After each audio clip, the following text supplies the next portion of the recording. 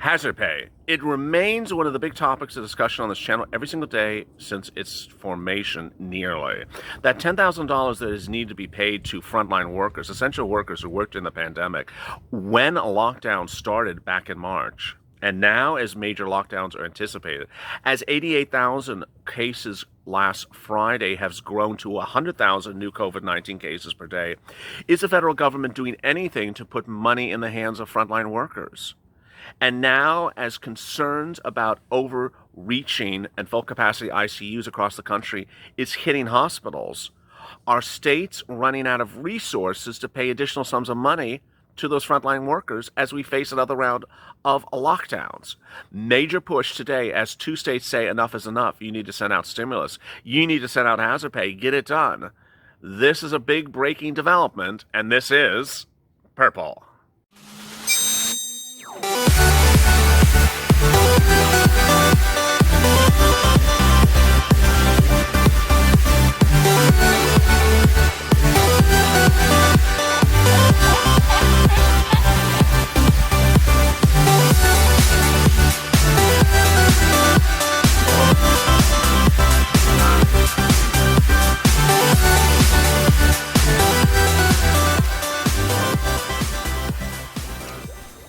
Hey, good afternoon, everybody. Thank you for joining me on a special Saturday edition of Purple. This covers a lot of major developments today, especially about hazard pay, a continuation of check minutes ago from before this video, but major developments about hazard pay, frontline workers, essential workers who need money right now. If you're one of those, or if you're wondering about how you're going to get that money, go to the first channel, subscribe, because together we're finding that money and we're getting to that money as quickly as we can. Also, like this video. In this video, I'll be going over what Vermont is doing about hazard pay minutes ago, trying to put money in the hands of workers right now. Missouri, then I'll turn to, as its governor, who has been under fire for a lot of controversial remarks about COVID since day one, is now saying that he'll continue to pay his frontline workers even though the federal government's not giving him the money to do so, because he cannot afford to not have his frontline workers as Missouri shows a massive spike in COVID-19 cases. Then I'll be turning to the issue about your grants, your hazard pay grants, your EIDL grants, all that and more that you can be entitled to and where it is and how to get it. All right, let's get to the breaking news. The breaking news as we sit here today is that frontline workers are more important than ever. The reason why is the surge of COVID-19 cases. The other reason why is the fear of looming lockdowns. And the final reason is because we're seeing lockdowns announced all throughout Europe. Minutes ago, Boris Johnson, the PM of England, announced England's going on lockdown, joining Germany and France. Italy is expected next. So what about us? Well, the concern is that the first people who are impacted by surges in COVID-19 cases, even before lockdowns, are nurses, hospital employees, grocery workers, medical, and general food and drug delivery people, pharmacists and things like that. Are they getting hazard pay? No. Are they getting it from the federal government? No. Did they get it under the first pandemic? No. Did they get it under the first lockdown? No. Were they to get it eventually to get paid retroactively? Yes. What happened? It was put in the HEROES Act written by Democrats. $10,000 if you worked during the pandemic starting on January. Calculate at $13 an hour for the number of hours you worked all the way from then up to the present. $10,000 if you made $100,000 last year, or if you made over $100,000 last year, you'll get $5,000. And if you didn't reach the threshold at a $13 an hour calculation, you would continue to get paid until you reach that threshold, which would ostensibly be by now. So then what happened to it? Well, what happened to it was the following. First, Republicans never put hazard pay anywhere in any of their 3 bills written by Mitch McConnell. Second, the problem solvers who tried to draft a bipartisan agreement went to meet with Nancy Pelosi when trying to field what Republicans and Democrats would like in a bipartisan bill. She refused to let them come to her office, refused to meet with them, and ultimately hazard pay didn't get in there because no one was advocating for it, unlike you and me. So when the problem solvers wrote their bipartisan bill, hazard pay wasn't in there. Next, when Steve Mnuchin started doing his negotiation in July, the president didn't put it in there. Then, when Nancy Pelosi did a revision of her bill just a few weeks ago, she took it out. What you have seen is both sides not giving a darn penny to anyone. And essential workers are not happy. The bigger concern is whether or not this has been a concerted effort to take away a lot of money to a lot of frontline workers or to deliver a fake narrative. The bottom line is the Republicans and the Democrats are both equally to blame and equally at issue for using a fake narrative. Both Nancy Pelosi and the Republicans have said, we want to provide relief to the frontline workers. You're not. You are absolutely not. Stop telling false narratives to the American people. Nothing in the HEROES Act that is written covers all essential workers. For the Republicans, President Donald Trump has said in many, many tweets he wants to give money to the frontline workers. He is not. Again, he is not doing that. So why do they keep on saying that they're doing something for frontline workers and not doing it? And are they doing anything at all? Let me go over the details. The details are they're doing nothing generally, and they're using frontline workers as sort of an emotional tug to say that they're helping Americans. They are not. Both parties are guilty of this. But there is good news, and if you've been with me for a few weeks, you know where the good news is. There's enough provisions in the bill proposals that are hazard pay-ish, that pay money to some essential workers, not the type of money we're talking about of $10,000, but some money. And that money is money you can get if it becomes law. Let me go over this. And what's important to understand when I talk about something like this, we don't always have a lot of clarity because guess what? They don't want to tell us. Let me go over the details. First, Steve Mnuchin's current offer, $300 billion to state and local, would be provided only to frontline workers. That's what he says. It is not money to the states to run for their pensions or to mow their lawns or to paint the Capitol building. It is only for frontline workers. That's the great news. The bad news is that it's not an overly encompassing definition of frontline workers. It's basically fire, medical, rescue, people who work for the county, city, or state. It's not private employees. For example, if you're an Uber Lyft driver or a truck driver, doesn't include you. All right, next item. EIDL grants are coming back. That is hazard pay-ish. So because it does pay independent contractors, sole practitioners who are frontline workers. That's really good. Next, there is a CDC grant in there that is paid to essential workers. It in fact says it's for essential workers. However, my concern is one, that the amount's not a lot, and two, that the definition of essential workers may be narrowly tailored as well. So what are states doing about the situation? Well, they are not happy. They're not happy, and these are states that are not on lockdown. These are states just dealing with spikes of COVID-19. Vermont's governor announced that he's doing a second round of hazard pay for essential workers and that they could receive up to $2,000. Employees, both current and former, who work from March 13th to May 15th could be eligible. These payments, which will go to grocery workers in grocery stores, pharmacies, and select retail stores, will be distributed by the Department of Financial Regulation for Vermont. Governor Phil Scott said this phase recognizes some of the forgotten heroes of last spring, the people who kept us fed, housed our most vulnerable, and cared for our children, and so much more. The application opens on October 28th. Okay, so it's already open by the time of this recording. And a total of $22.5 million is available to workers. Those who are qualified will get either $1,200 or $2,000 depending on how many hours they work. This is an article by Nikki Johnson Bolden. What's important to understand is that this is absolutely incredible. I mean, this is a small state, and this is a lot of money, and they're taking CARES Act 1 money, which we all know the states have, to disperse it for hazard pay.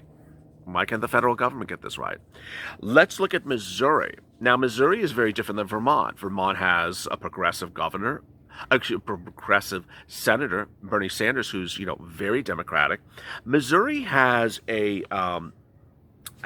crazy governor Mike Parsons, who once said, "COVID is out there.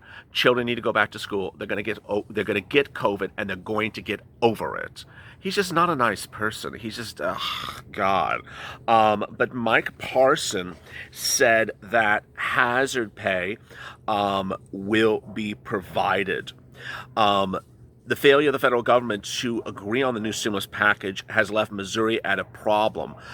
It has provided more than $10 million to some of its lowest paid state employee and government employees as an extra $250 per month. And so employees would receive the cash if they don't call in sick. So what is Parson doing? On Tuesday, Parson said we need to keep on paying the $250. I think the biggest concern is that we have the healthcare workers themselves. These are people on the front lines.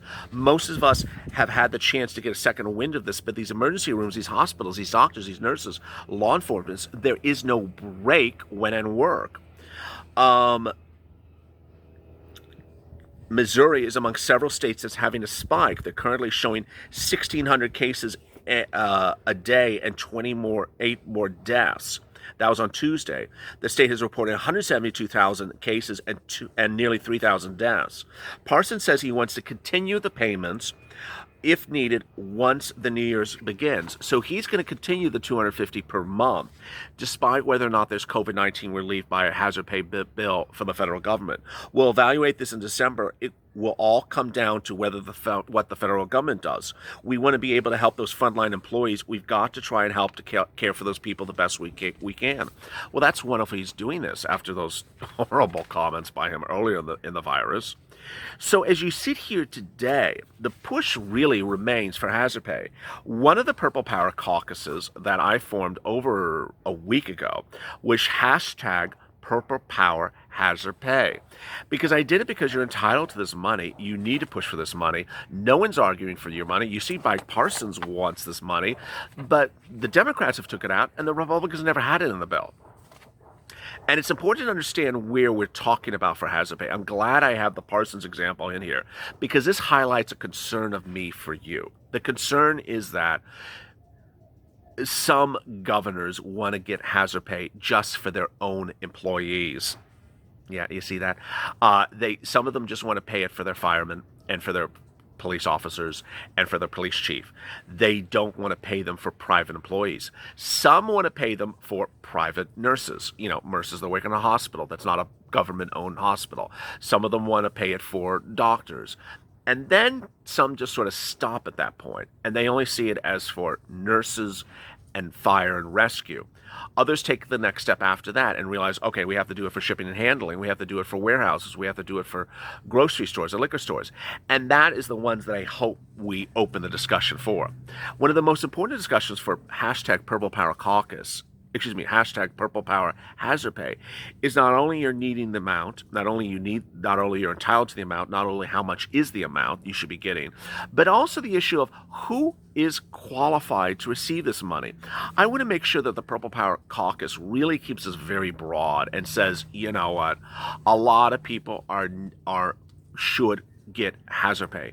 It shouldn't be narrowly tailored. It shouldn't just be fire and police officers. It shouldn't just be a grocery store. It should be a much broader segment of people that are qualified for it. What do you think? Do you agree with me? Who do you think should be getting hazard pay? How much hazard pay do you think they should be getting? And when do you think it should go retroactively back to? Now, the issue as we're sitting here today is, of course, the Boris Johnson announcement.